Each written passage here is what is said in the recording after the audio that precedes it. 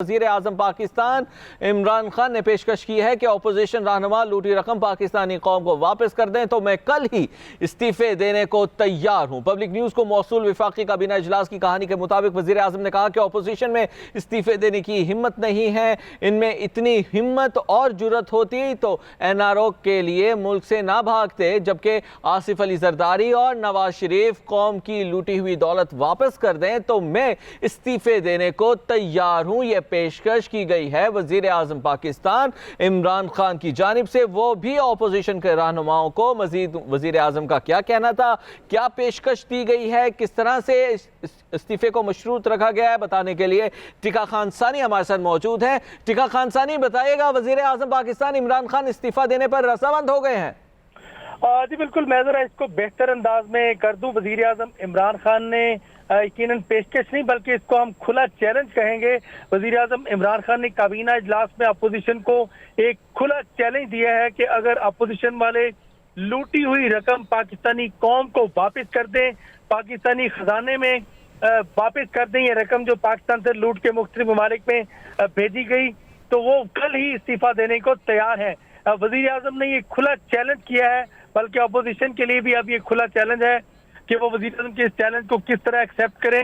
वजीर आजम इमरान खान ने काबीना इजलास के बाद बाकायदा तौर पे ये स्टेटमेंट दी है और बाकायदा वज़रा को कहा है कि अगर अपोजिशन वाले लूटी हुई रकम कौमी खजाने को पाकिस्तानी कौमी खजाने की लूटी हुई रकम वापस कर दें तो वो इस्तीफा देने को तैयार है। साथ ही वजीर आजम ने कहा है कि लेकिन अपोजिशन के को में मालूम होना चाहिए कि इसके लिए इस्तीफे के लिए जुर्रत और किरदार की और इखलाक की जरूरत होती है। प्राइम मिनिस्टर ने ये स्टेटमेंट आज दी है काबीना इजलास में। आखिर में कहा है कि दिसंबर भी गुजर गया, 31 जनवरी भी गुजर गई, अपोजिशन तो कह रही थी कि वो इस्तीफा देंगे और उन्होंने सारी जिंदगी कौम से झूठ बोला और अब वो मुस्तफी भी नहीं हुए बल्कि अब वो उल्टा भाषण दे रहे हैं सेनेट इलेक्शन की और सेनेट इलेक्शन में आ रहे हैं। हालांकि उन्होंने इस्तीफा देने का वादा किया कहा था, ऐलान किया था। इसके बाद वजीर आजम ने कहा है कि लूटी हुई दौलत जो है वो कौमी खजाने में वापिस कराए। आसिफ अली जरदारी और मौलाना फजल रहमान के लिए भी वजीर आजम ने कहा है कि वो भी लूटी हुई दौलत कौमी खजाने में जमा कराएं और साथ ही नवाज शरीफ साबिक वजीर आजम नवाज शरीफ को कहा है कि वो और उनका खानदान लूटी हुई दौलत जो है वो कौमी खजाने में जमा कराए। तो यकीनन वजीर आजम ने कहा कि फिर वो इस्तीफा देने को तैयार है। साथ ही उन्होंने वाज़े तौर पर इस इजलास में इसके साथ साथ दीगर नुकात भी उठाए हैं। खासतौर पे अपोजिशन के हवाले से वज़ीर आज़म ने कहा है कि मैंने पहले भी ये कहा था कि ये किसी सूरत में लोग इकट्ठे नहीं कर सकेंगे और वही हुआ कि अब लोग इनके साथ खड़े ही नहीं हुए। वज़ीर आज़म ने कहा कि माजी में NRO करके जद्दा और स्विट्जरलैंड भागे हुए लोग जिनकी करप्शन का पैसा बाहर पड़ा है वो पाकिस्तान में कैसे अपना पैसा वापस लाए। वज़ीर आज़म ने कहा है कि अब पहले ये लोग इस्तीफा देने की बात करते थे, अब सेनेट इलेक्शन में जा रहे हैं। प्राइम मिनिस्टर ने कहा कि इखलाकी मैयार पर भी ये लोग पूरा नहीं उतरते और सारी जिंदगी अपोजिशन झूठे वादे करती रही और अब भी झूठे वादे ही कर रहे हैं। वज़ीर आज़म ने आज एक खुला चैलेंज दिया है पूरी अपोजिशन को कि वो जितने भी पाकिस्तान की दौलत लूटने वाले लोग हैं वो अगर दौलत वापस ले आए तो वो मुस्तफी होने का तैयार है।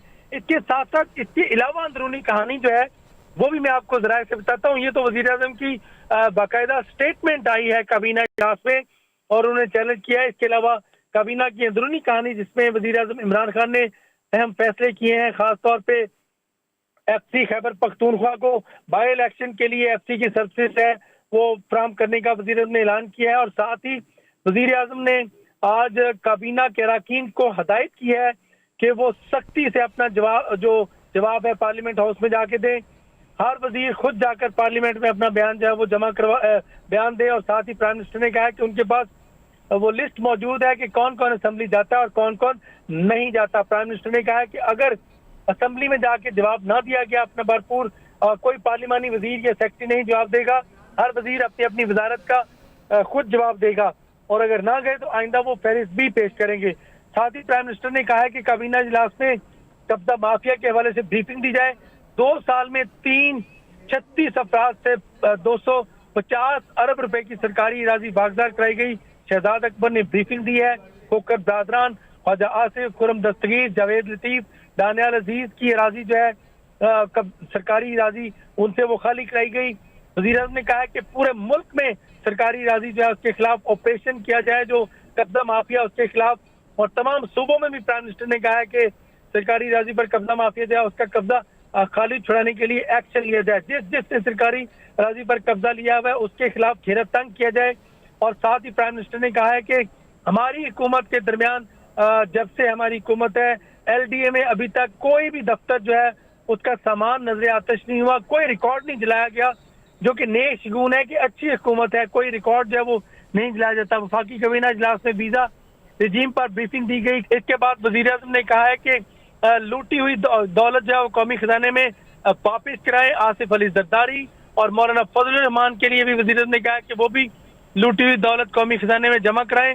और साथ ही नवाज शरीफ, साबिक वजीर आज़म नवाज शरीफ को कहा है कि वो और उनका खानदान लूटी हुई दौलत जो है वो कौमी खजाने में जमा कराए, तो यकीनन वजीर आज़म ने कहा कि फिर वो इस्तीफा देने को तैयार है। साथ ही उन्होंने वाज़े तौर पर इस इजलास में इसके साथ साथ दीगर नुकात भी उठाए हैं। खासतौर पर अपोजिशन के हवाले से वजीर आज़म ने कहा है कि मैंने पहले भी ये कहा था कि ये किसी सूरत में लोग इकट्ठे नहीं कर सकेंगे, और वही हुआ कि अब लोग इनके साथ खड़े ही नहीं हुए। वज़ीर ने कहा कि माजी में NRO करके जद्दा और स्विट्जरलैंड भागे हुए लोग जिनकी करप्शन का पैसा बाहर पड़ा है, वो पाकिस्तान में कैसे अपना पैसा वापस लाए। वज़ीर ने कहा है कि अब पहले ये लोग इस्तीफा देने की बात करते थे, अब सेनेट इलेक्शन में जा रहे हैं। प्राइम मिनिस्टर ने कहा कि अखलाकी मैयार पर भी ये लोग पूरा नहीं उतरते, और सारी जिंदगी अपोजिशन झूठे वादे करती रही और अब भी झूठे वादे ही कर रहे हैं। वज़ीर आज़म ने आज एक खुला चैलेंज दिया है पूरी अपोजिशन को कि वो जितने भी पाकिस्तान की दौलत लूटने वाले लोग हैं वो अगर दौलत वापस ले आए तो वो मुस्तफ़ी होने का तैयार है। इसके साथ साथ इसके अलावा अंदरूनी कहानी जो है वो भी मैं आपको जरा से बताता हूँ। ये तो वज़ीर आज़म की बाकायदा स्टेटमेंट आई है काबीना इजलास में और उन्होंने चैलेंज किया है। इसके अलावा काबीना की अंदरूनी कहानी जिसमें वज़ीर आज़म इमरान खान ने अहम फैसले किए हैं, खासतौर पे FC खैबर पख्तूनख्वा को बाई इलेक्शन के लिए FC की सर्विस है वो फ्राहम करने का वज़ीर आज़म ने ऐलान किया है। और साथ ही वज़ीर आज़म ने आज काबीना के अरकान को हदायत की है कि वो सख्ती से अपना जवाब है पार्लियामेंट हाउस में जाके दें।